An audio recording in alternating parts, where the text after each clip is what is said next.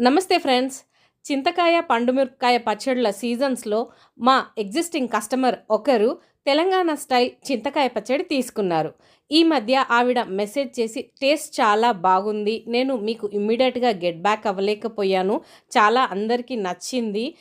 దీన్ని పచ్చడిలాగా కాకుండా ఇంకే విధంగా అయినా ఉపయోగించుకోవచ్చా? యాజ్ ఇట్ ఈజ్ తినాలా? పోపు వేసుకొని తినాలా? అని ఇలా ప్రశ్నల వర్షం కురిపించారు. ఈ కస్టమర్ తెలంగాణ స్టైల్ చింతకాయ పచ్చడిని యాజ్ ఇట్ ఈజ్‌గా తిన్నారట. నేనేమో పోపు వేసుకొని తినాలి అని సజెస్ట్ చేశాను.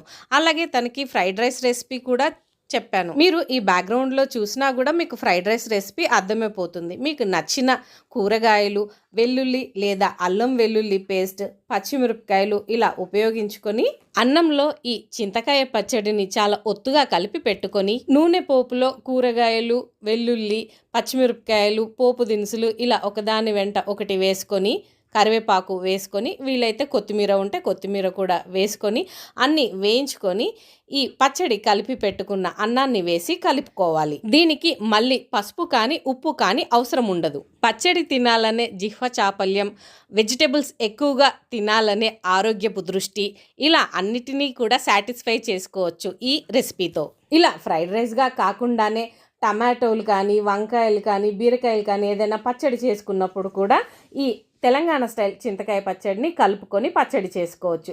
దోస కారంగా ఉపయోగించుకోవచ్చు. కాస్త పెరుగు, ఉల్లిగడ్డ తరుగు కలుపుకొని చపాతీకి, దోశలకి నంచుకోవచ్చు. చింతకాయలు మరియు తక్కువ కారం ఉండే పండు మిరపకాయలు కలిపి తయారు చేసే ఈ తెలంగాణ స్టైల్ చింతకాయ పచ్చడిని కావాలి అంటే పైన కనబడుతున్న నెంబర్కి కాల్ లేదా వాట్సాప్ చేయండి. Thank you.